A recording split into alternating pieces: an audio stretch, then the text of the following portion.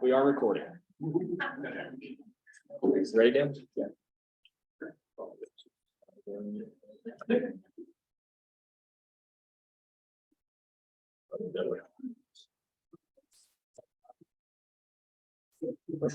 Just did before.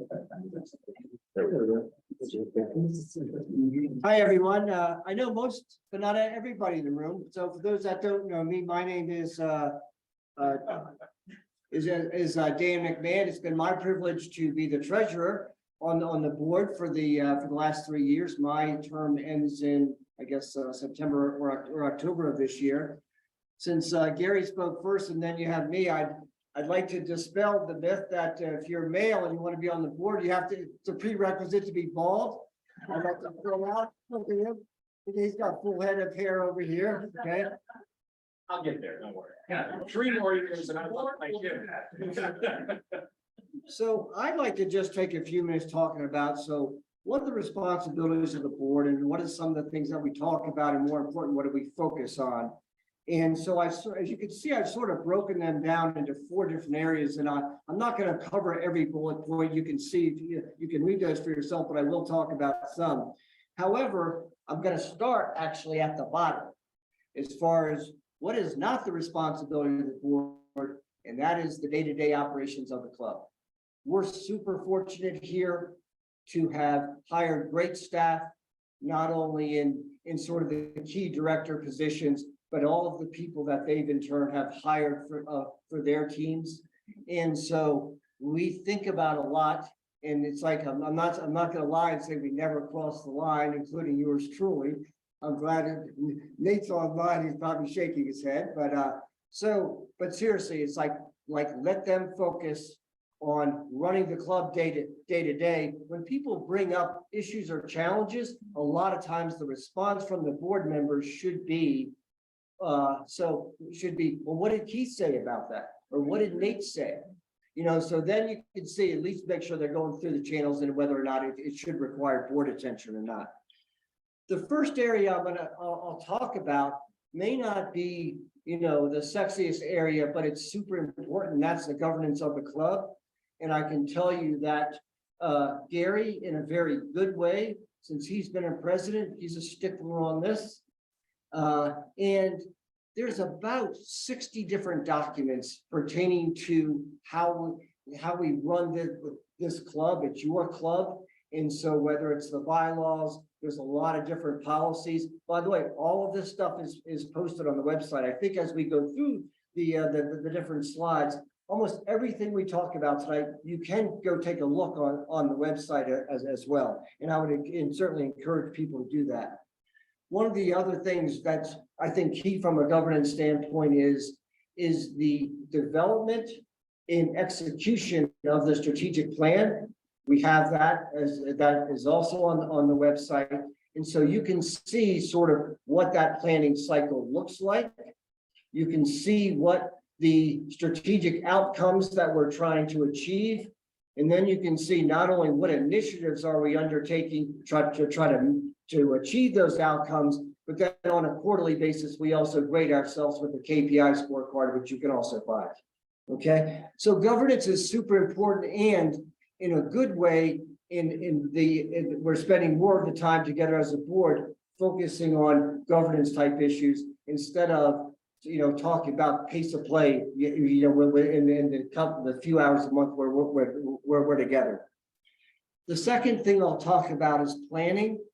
And it's interesting that I've been a member, this will be my 20th year. And I have tremendous respect for so many people that have served on the board here through thick and thin. And there was a lot of thin over the years. I see Gary shaking his head in the front row. And so but we have the benefit of now being a very healthy club. And so we also made a very key, and I think a terrific decision back in 2021 to increase the capital dues. And so now I think we're in like sort of a virtuous cycle where we invest in the club. People come and see that there's good things happening here. They join the club, and so success sort of begets success. And however, it's a great benefit, but it's also a responsibility as far as to make sure that we're doing all of the work required to frankly be good stewards of all of your money that we take in every month. So for example, the most important thing is that we went through a lot of lean years where we did not do the routine maintenance and replacement of the assets, and particularly to the physical part of this building, right? And so now it's like, so we have to make sure we are doing the, we're replacing all of those worn out assets. And sure, would we rather have do the HVAC system in the kitchen over the winter, or would we rather spend money on the course? No, when it's 116 degrees back there, like it was last summer, we got to fix the HVAC system. I think Danny would have rather have us spent money on the HVAC system. Well, wait a second. Our new mini splits, I bet Mike could talk about it. These are new mini splits that are now hooked up, and the wiring is almost complete, and they'll be on within a few days. So in other words, so having a process in place, taking sort of an inventory in a schedule as far as what else is going to break down here, and so that we have a plan to replace things before they break and it's an emergency. Okay. The next thing, and I give Mike and the LRP team a tremendous credit for this, is working really closely with all of the committees as far as to see what is each committee, like what's on their wish list.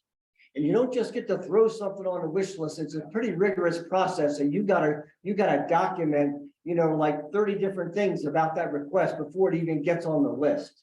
Okay, so then from all that comes from all of the collected from all of the committees. The LRP team then, as far as working closely with the finance team, assigns priorities to those. And then based on different things, as far as is something an emergency, is something a nice to have, in using those type of criteria to establish that.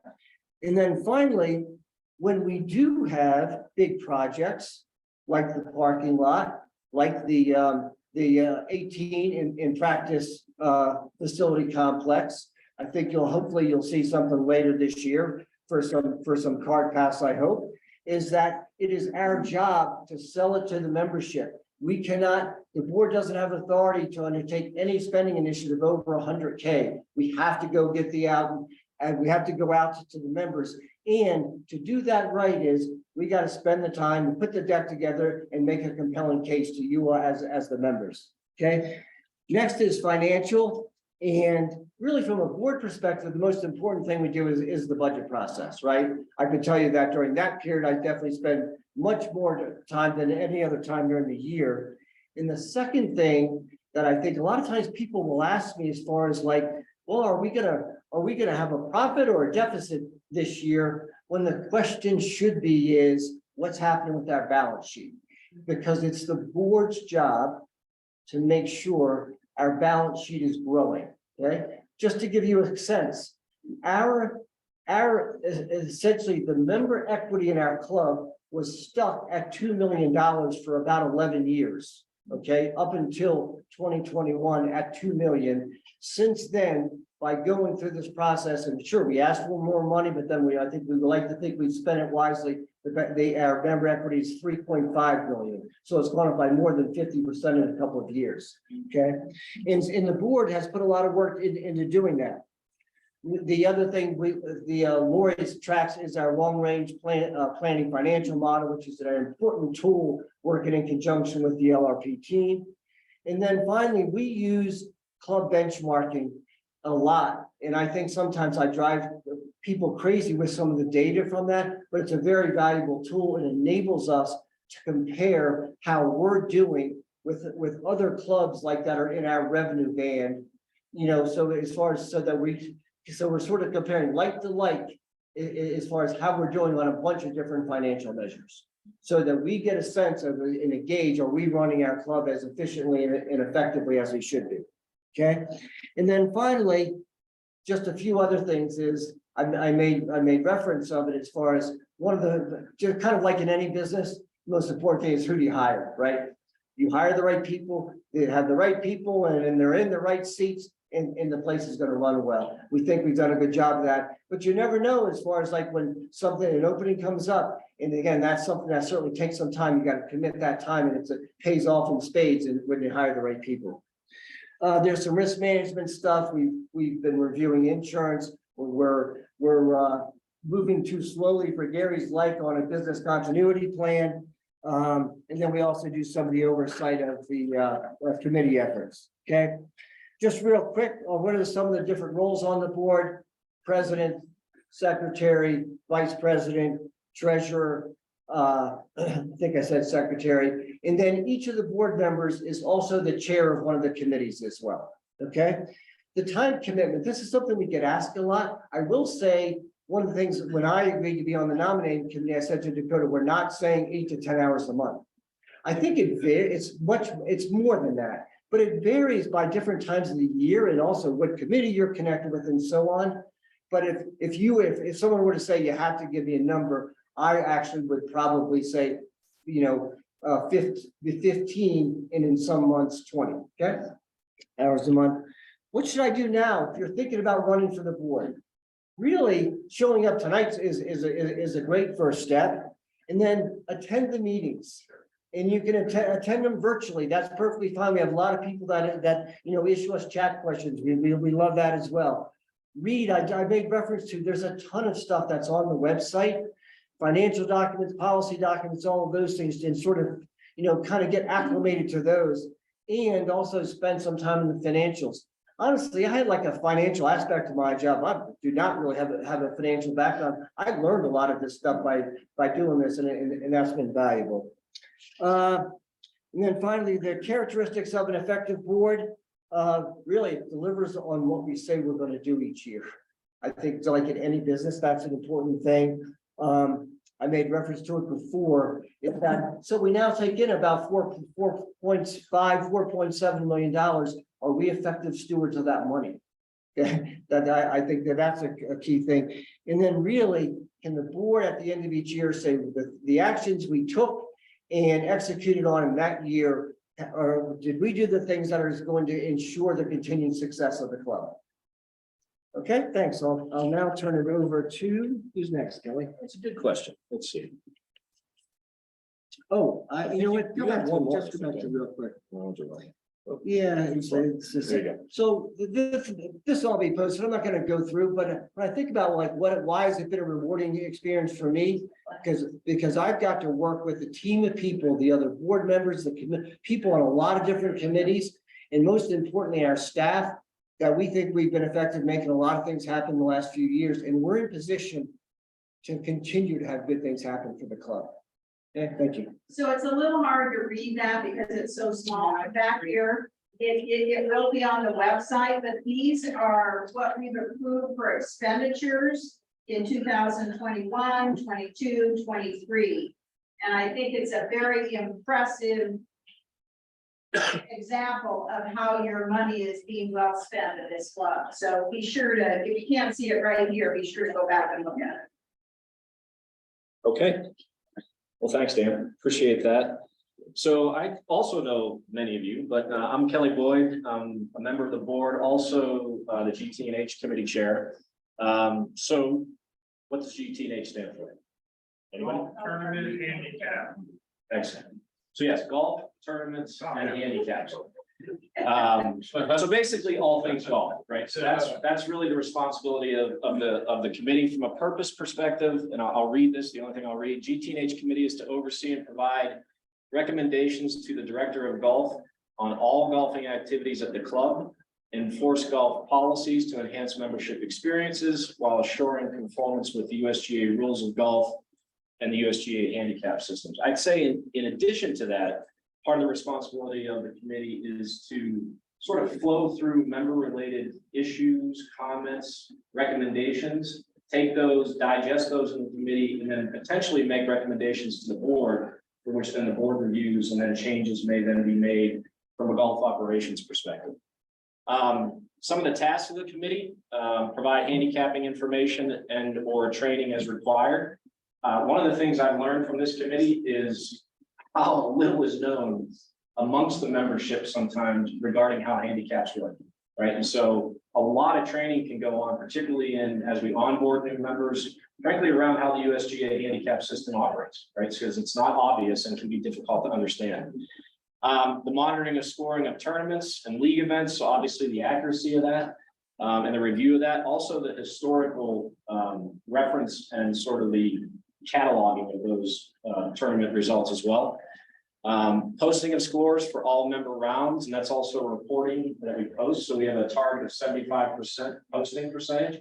This is really for those members that want to participate in tournaments, right? And not all of our membership want to, right? Some people just want to play for fun, and that's fine.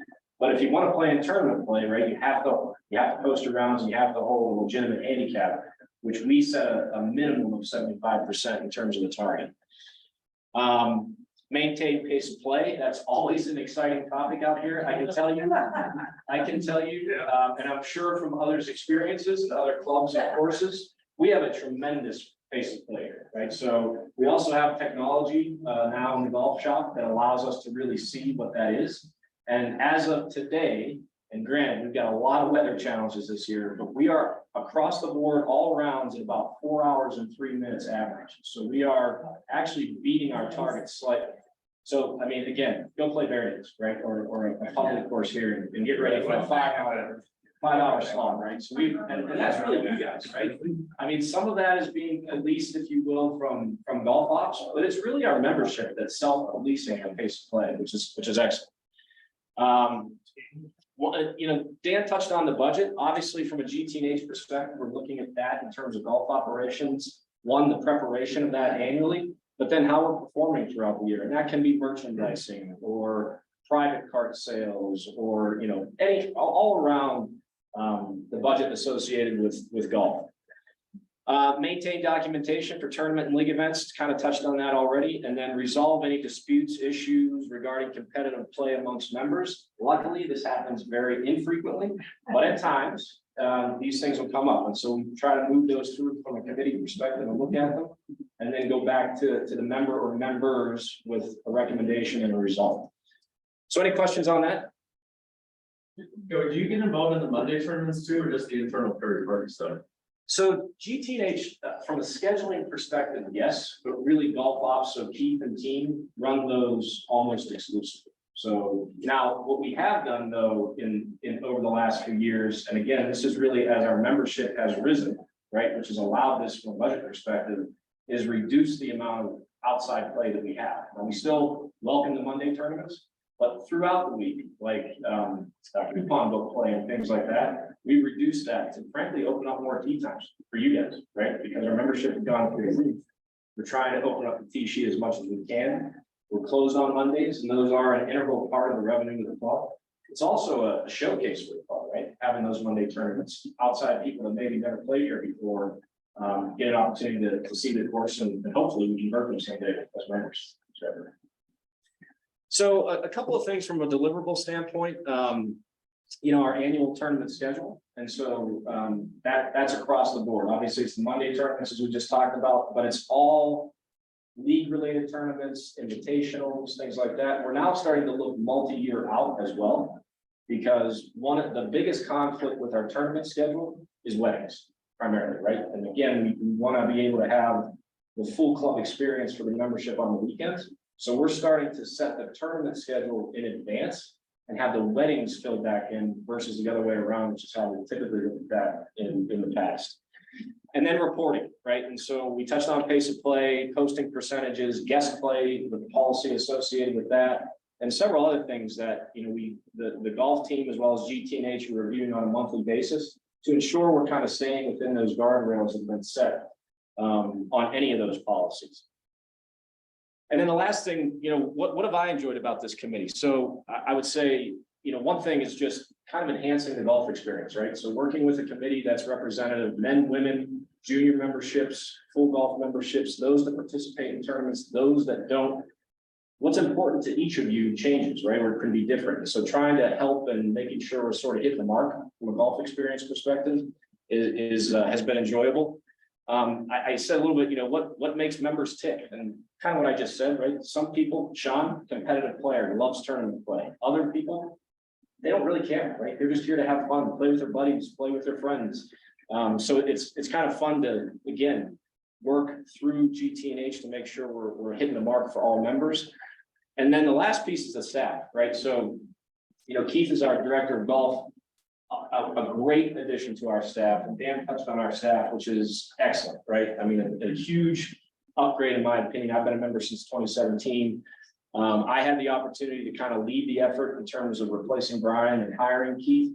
But what he's brought here in terms of his overall team and staff is great, right? A lot of young professionals that I think are going to be with this club for a long time, and having the opportunity to engage with them and really work with Keith. I mean, Keith is a wonderful golf professional that does a great job. So that's all I got. Any questions on GT&H? All right, thanks all. Browns and greens is next. Pass on that for right now. Oh, we are? So he'd be here in a little bit. Right here, let's wait though. Colonel, good timing. You're up, buddy. We got 2 minutes. 2 minutes, all right. Welcome, everybody, sorry it's late. Excuse me, this is a non-alcoholic event. Oh, yeah, it's good, it's good to hear. Okay, well, welcome, everybody, and, Not a fun life. we're out shooting by myself.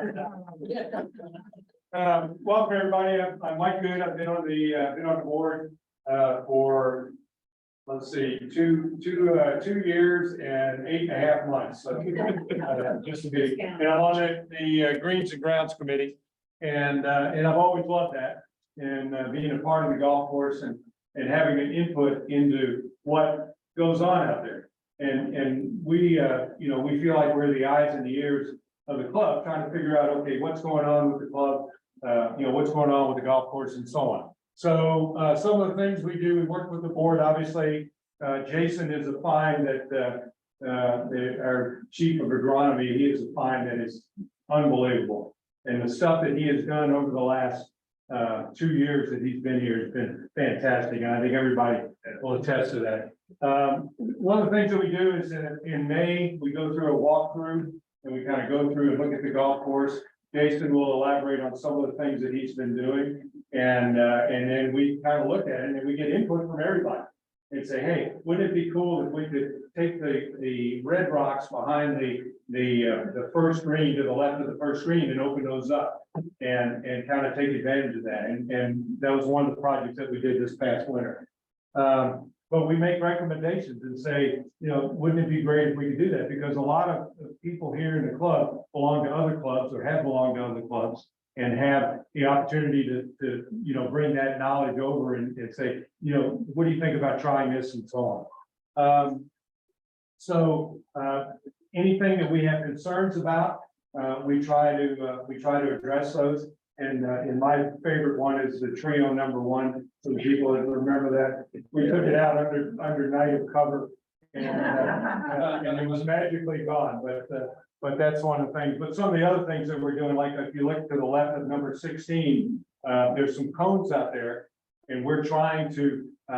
We need to get a cherry picker to get the branches, the dead branches up in there. And those are some of the things. There was a tree to the right of 16, not the one in the middle, but there were a couple of dead ones up there. There was one to the left of number 13 that was dead. So, again, we can bring those things to the attention of that.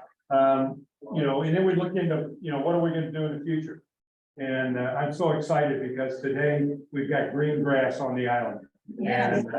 And that for me, I mean, that was a lifelong project. And but the thing that is so enlightening is that, we've seen that thing in the 3 years that I've been on the board, we've seen that come to fruition. And Jason has been an unbelievable, I just can't talk about him enough. But we also want to look at capital spending projects. For example, that was a huge project. It was 700,000, if I remember, okay, with the green and everything else. And so it was a huge project, and we got a lot of input from our members as to what about this, what about that? We have futuristic drawings and so on. One of the things I think that was a good part or a good modification was we initially had 2 bunkers right there on the left-hand side, kind of where the rock is and all that sort of thing. and we didn't put them in because we got input from the members and from the committee. And then we support Jason in any way, shape or form. And I mean, that's, again, I can't talk enough about You him. good there, Colonel? Yeah. There we go. So the task, we review and make recommendations. As a committee, we meet once a month. And it's usually at 4 o'clock and it's down the maintenance hangar. If you're not here, we do provide a Zoom in, so it doesn't, it doesn't take away. But we get we get input there. We kind of go over what Jason has done over the, over the course of the previous month. And then we also get input from him on how to, what we have coming up in deliverables. The deliverables, walk through the course and so on. And what I've enjoyed is seeing the golf course and seeing it emerge. And I've been a member since 2008.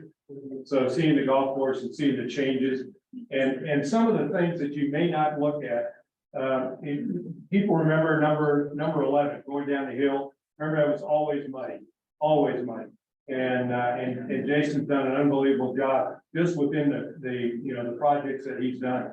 Another one that you may not notice is to the right of 13, right up, from about 150 yards on up. It used to always be bare. And he put in a sprinkler system, and the same would happen on number 5. If you remember down on the left between the 2 bunkers, that used to always be bare, and he put in sprinkler and drainage and so on. But again, a lot of that was the input from the committee. Finally, again, the committee takes the input, we talk about it, and then eventually we recommend to the board. And everything that we do there is a recommendation to the board, and the board makes it, the ultimate decision. I love this one. All right, so I just want to mention that this is not Mandy Johnson. Thank you. And I don't drink Bud Light. It's the vice chair, Yeah. and she put these slides She did. together, and she's done a great job of being on this committee. She has. So thank her for that. She is our, she does all the notes. She remembers all kinds of stuff. Any, yes, go ahead. How much input the Grounds and Greens Committee have on the design number 8, the new number 8? Well, I mean, we had some, but we had an architect, obviously. Right. And he has been around for 20 years, has been around this golf course. And he obviously, what's that? Wasn't Dick Phelps. No, it wasn't Dick Phelps, it was Kevin. Atkinson. Yeah. And he's the one that's been around Dick Phelps, and he worked with Dick Phelps for many years and knew this golf course. And so he presented us with design options and so on. I mean, there's a couple other things that we're thinking about. One of them is the 15th park path. Is we're gonna present at an open house. We're gonna present to pave that. If we had more money, we could do more paving. But the reason I asked. Yeah, okay. Is this is the comment that Okay. when it first opened, Agreed. that they said, yes, Agreed. this green is not like any other green on the golf course. That's good. It's kind of weird. I mean, it's just like. Well, it's modern. I mean, these drains were designed 50 years ago, and they haven't changed. And they're still hard. And they're still hard, but this is the modern look of the way greens are, these days, so, Okay. yeah. Well, hold on, more of those greens. Yeah, but I mean, it's hard, it really is, but it's a good finish. It's a good finish, but you'll figure it out. All right, anything else for Mike? Marty? Yeah, Marty, no, I just say it's like what's presented. I had 2 guests out today, and they've been guests of mine out here before, and they thought 18 was the biggest improvement. They go, this is amazing. Well, I've been here a long time, and everybody is saying, when I mention it, it's a, God, what a great golf course, 17 great holes. Yep. And I mean, we finished an hour ago, and that's all they could talk about is the new 18. Oh, I know, I mean, I think it's a great improvement. Yeah, you're right. It's a great Yeah, the women have a hard time getting over that. But the green's brand new too. Yeah, it's new. I mean, we'll get it. I think it's a huge improvement. All right. All right. Thanks, Mike. Thanks, guys. Jennifer, House Committee? Okay. I'm Jennifer Darby. If you are here at Prairie Park and you are not on the golf course, I'm guessing you are probably here in the Manor House or Maxis. The House Committee helps advise on that, I guess. We advise the Director of Culinary and Director of Hospitality in areas related to member experience. Member usage and overall quality, service, and food and beverage operations. On key decisions, the House Committee will make a studied recommendation to the board for changes. We were involved with helping Chef work on his LRP for the HVAC project. We are involved in safety issues. We are involved in social issues for the snowball and the Christmas events, for sometimes input for Mother's Day and Easter, those kinds of events that are put on. The nice thing about the House Committee, it's not 10 hours a month. It's 2. And especially if you're the vice chair, because you take all the notes.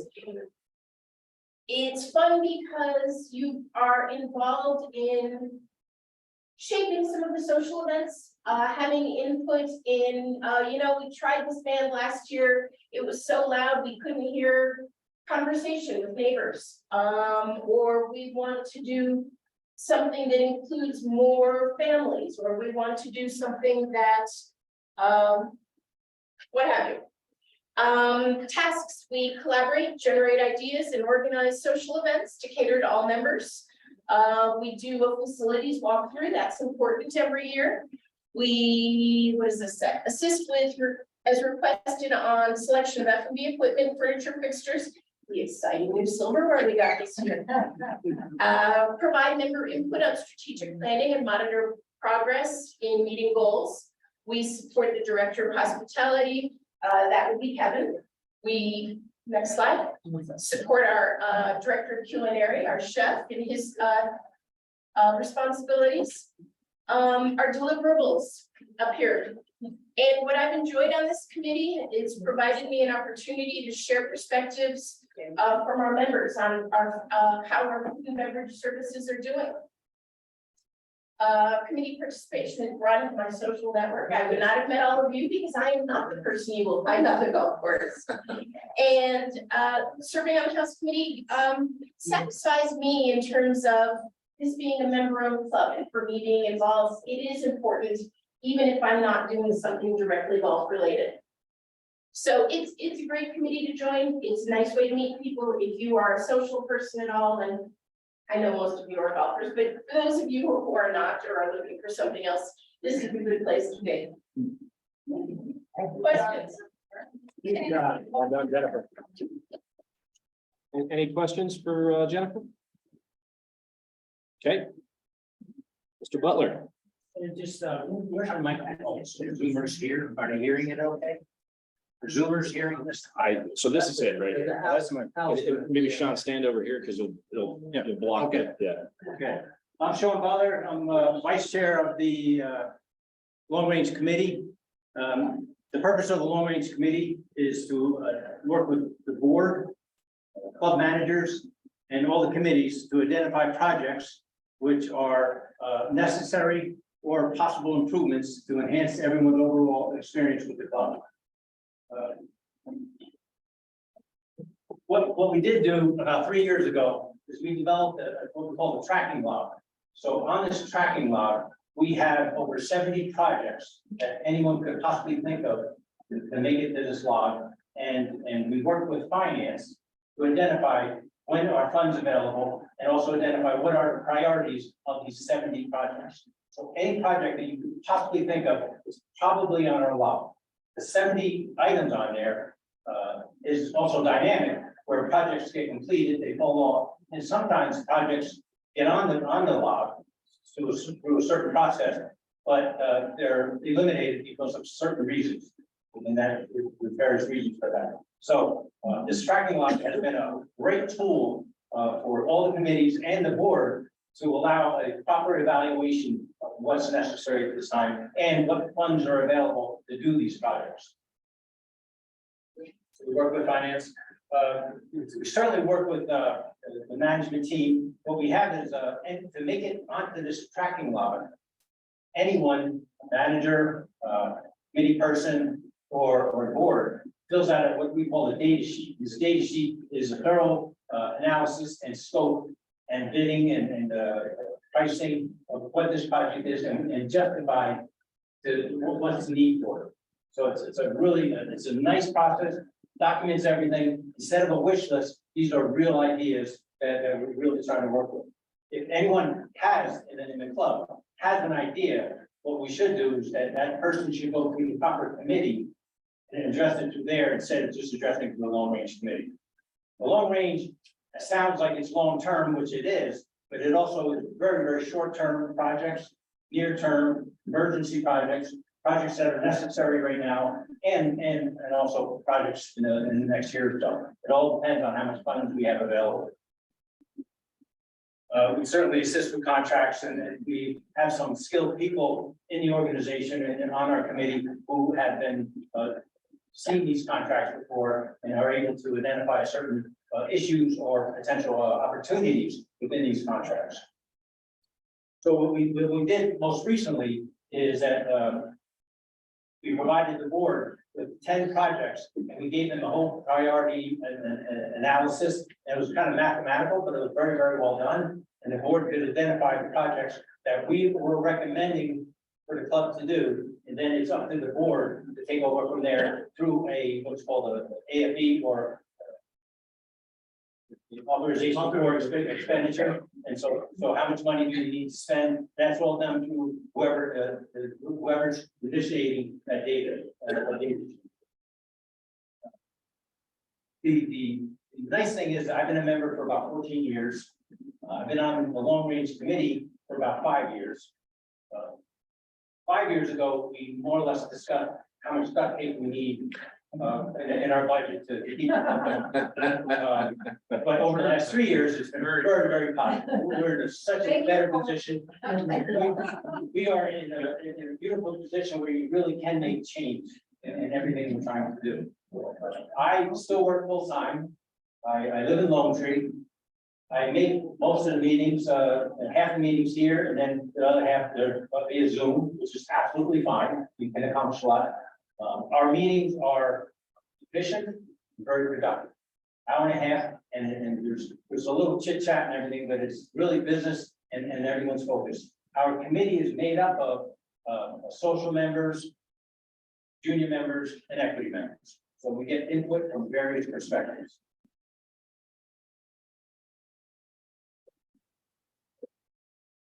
Excellent. Yeah, well done, Sean. Any other questions for Sean? All right. So, Oh, sorry, there was more. My bad. So what we developed about a year ago is a subcommittee under the long range planning committee.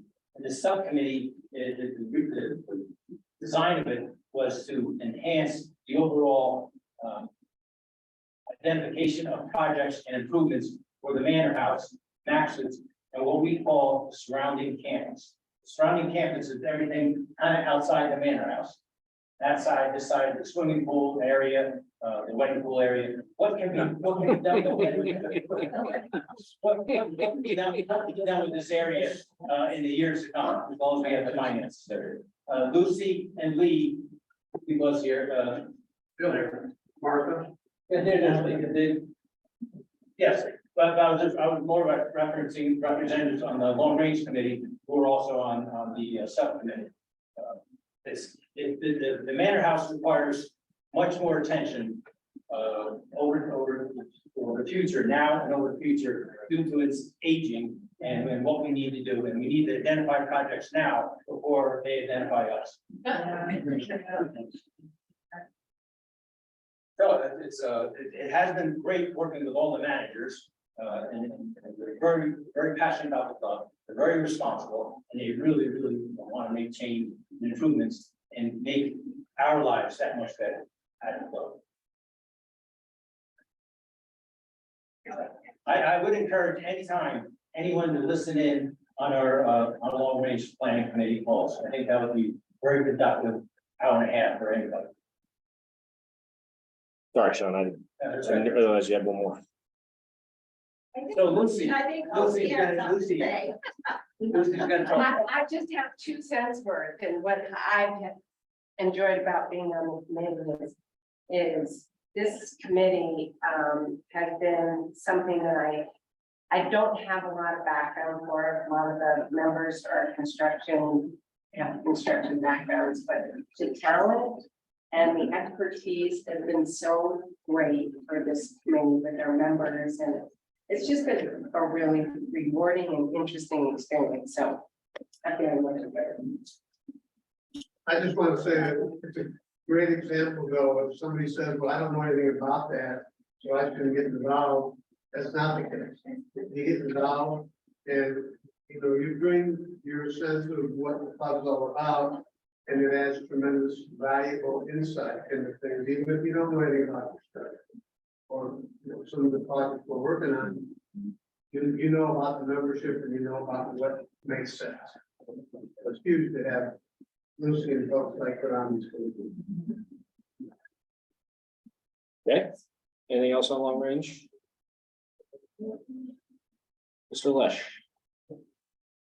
I heard I would get a free drink. Because I'm on the board right now. Anyways, I just joined the board this year.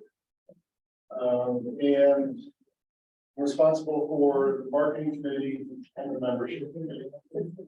And I think I'm last on the agenda. And the actual reason for that, if I can hold your attention, is this is the most important work to be done at the club. Because if this room and this building and this golf course were devoid of all the people enjoying it, it's not a club. It's a building, it's dirt and grass, which will eventually die. So the membership is what sustains our club. We're in a great spot. Most of us join when all you really have to do is to be able to fog up a mirror. And you were probably we were desperate for a long time for more members that would provide the funding so that we could have the clubhouse, have food and beverage, play golf. And then eventually we get big enough, our membership gets full enough, and we do like a capital fee, and all of a sudden we're making improvements. And our club month by month is getting better. So for a long time it was this, and now we're on this trajectory. So the membership is really, I believe, the most critical aspect of our club. We have some challenges, and what you're going to see on these slides about our purpose for the marketing committee and for the membership committee, this is all changing now. Things we did when we were desperate for revenue and members, those don't work anymore and don't necessarily make sense, right? So membership, we're about full. Now we're at a point where we can be, I'm sorry, I'm not reading the slides to you, you can do that online. So now we're about full. And we're increasing our initiation needs. We don't have a lot of spots. We want to keep members engaged and satisfied. And then backfill spots when people naturally, who have attrition out of the club. We can be selective now. We're going to charge more, get in. And we're going to be more thoughtful about, yes, this is the community. And we like our community and we want to preserve it. And we want every person that we accept the membership, we want to feel like this is going to make our club better. In some way, whether they participate or not, but they're going to make our club better. So what we're going to be doing on membership, a more robust process of bringing in new members. Ultimately, I just don't have enough committee people engaged right now. Ultimately, we want to not put it all on Lana's shoulders. She does a fantastic job to vet new members and whatever. Ultimately, we want to develop a process where applicants come in and meet with the committee. And we have more of us. They get to decide if this person is a good fit and will make our club better. So membership is going to develop that way. Now that we're full, we're technically full, and I'm going to be help with that. And I do believe it's the most important function in sustaining the club. Marketing is also going to change. Right? We're not desperate. We don't let outsiders come and play our course for almost nothing through coupon books and whatever. Our club is for enjoyment of our members. We want to have a presence in the marketplace so that people know we're here and what a good thing we have going and have them aspire to join us. But we don't need to give anything away at this point. So you'll see our marketing and advertising change where it's more about talking about the improvements we've made to our club. And letting the marketplace know, the golf community know that, you know, we're going to have a top-notch practice facility like we never had before. And then, you know, Mike was talking about that 18 hole that we got 17 good ones. Well, we're going to tell the story that we have 18 good ones. And build our brand out in the marketplace that way, rather than kind of begging people to come here and spend a little money because we're sort of desperate. And we need help from the marketing committee as well. Develop that message and get that message out in the right avenues in the golf community and the surrounding community. Again, not because we're going to beg people to come here, but we're going to make them really want to come and join us. So that's my purpose in life right now, very far, is to make sure that we continue to bring in good members and improve ourselves, support the club, and establish a brand that makes people really, really want to be there. Yes. I agree with everything you said. Have you established a criteria for what makes a good new member? You know, we're doing this in bits and pieces, and I have a significant amount of experience elsewhere in the club industry. It goes all the way from, you know, the financial, we do background checks and all that sort of thing. The critical part is the character of the people we bring in. And again, I think we can't put all that on Lana's shoulders to judge that. We're starting to do things like expected members. We're trying to find a board member or a committee member to play around with golf with them before we'll accept their application. You learn a lot about the first 4 hours on how we behave on golf. Yeah, so it's going to be more about that. We used to have lines for personal references on the application. Now, Lana and Nate call those people. And are they going to say bad things? No, but if people don't say anything, you know. So, and you know, we're calling if they have former club affiliations. We're calling the former club. And the GM is going to do the same thing. Mr. X, Mrs. X, they were fantastic. We're sorry to see that they moved away. Or, yeah, they were here for 6 years, paid their bill on time. Thank you. And we're going to utilize that and then probe on that. And again, if we can get a broader committee interview process going with these members, we'll ask those questions. But it's going to take a little while to. Yeah, I was gonna say, I mean, one of the hallmarks of this club, and anybody you talk to who's a new member is, you know, the reason they joined, they met people that, you know, were so friendly. You don't hear that often from a lot of clubs, how friendly and everything that people are. They get a lot of prima donnas, noses in the air. That's not something that happens down here. And I would hope that would be one of the criteria you look for going forward to keep the flavor of the club. Absolutely.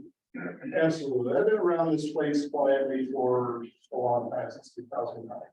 And I love this club for what it is and what we are. And, you know, we don't want to lose that. Interestingly now, our needs for new members for the few spots we have, and we'll be starting the waiting list soon, are largely member referrals. That's the best thing in the world. And when you're not trying to find 40 people, Right. and you're trying to find 4, more likely to really be able to draw on all of you and your relationships to bring in people that you know, you trust, and you can recommend, and you'll stand up and say, this is something better if this person joins our company. And that's gotta be the whole driver. It's ultimately, that's how we'll always get our members. And ideally, you're always requiring a member sponsor to get in here, and some member recommendations as they get something for them. That's the goal. And I need help. We need help. Sorry, I just reached out about the slides. You can look at it. So I think you picked up in there, you know, what do I enjoy about it? It's an opportunity to have a lasting impact on this club by helping to develop the membership and the people we have here. Because ultimately, at some point, it's what we're all going to remember about this place. When we're not playing golf anymore, and maybe just coming for dinner, and it's going to be the people in this room and the people out there and the people on the golf course. And that's why we keep on that. Thank you. Thank you. Thank you, Bob. Any other Question? So where and when do we sign up for these committees? What was the question? I think so. Where and when can we sign up for these committees? We're gonna lock the door.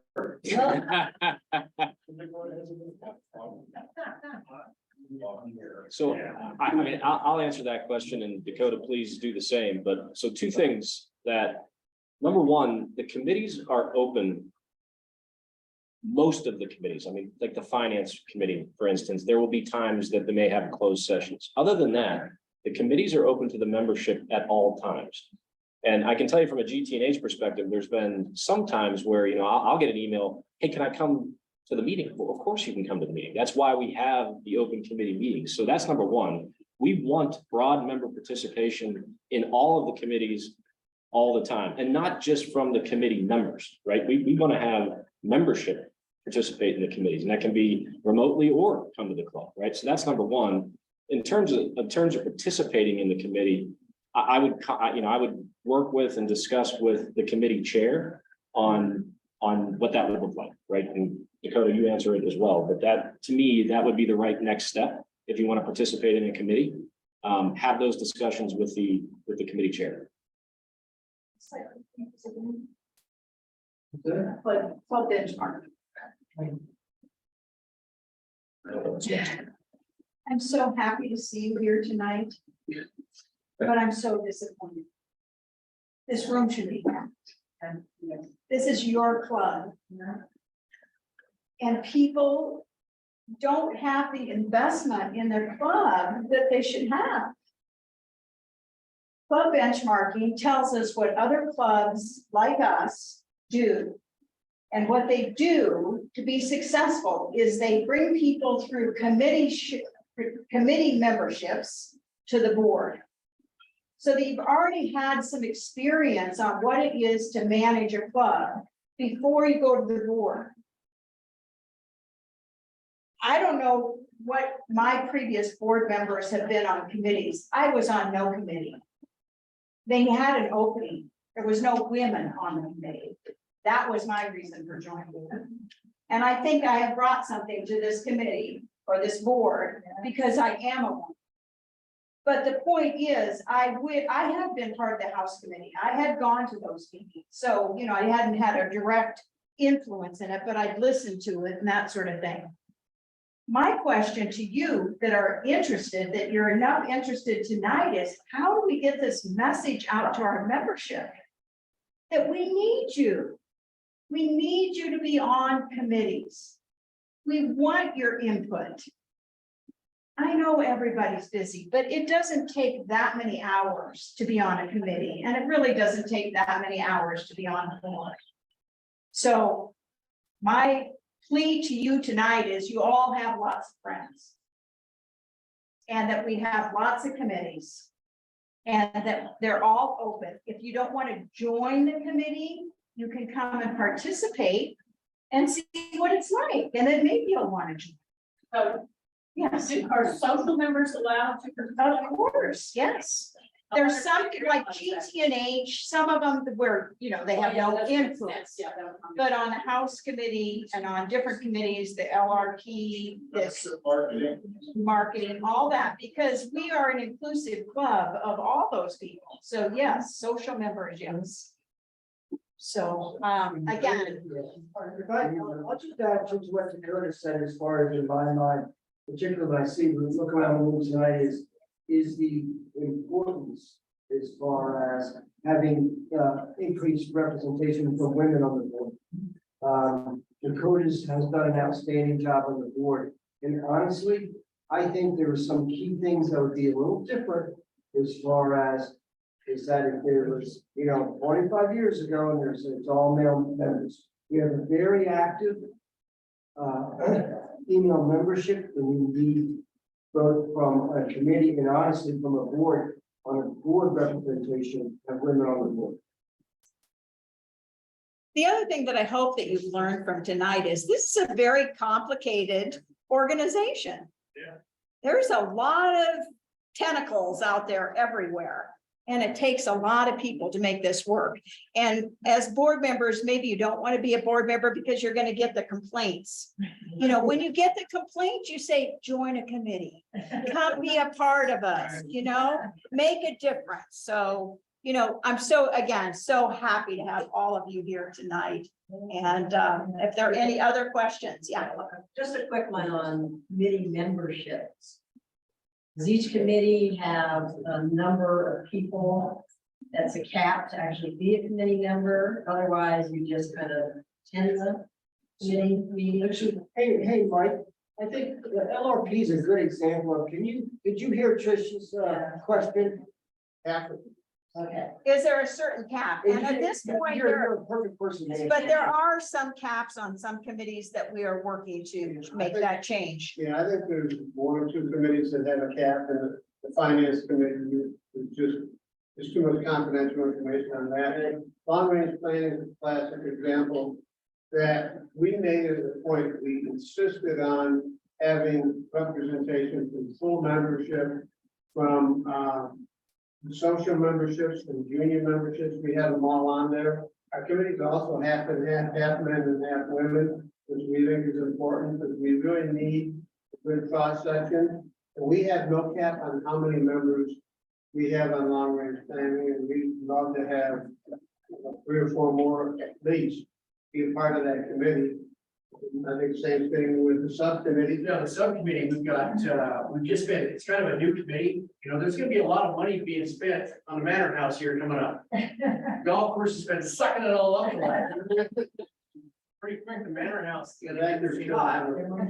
And we're starting to spend a little money. So the subcommittee, which is probably gonna roll into a Manor House committee, I would think here fairly quickly.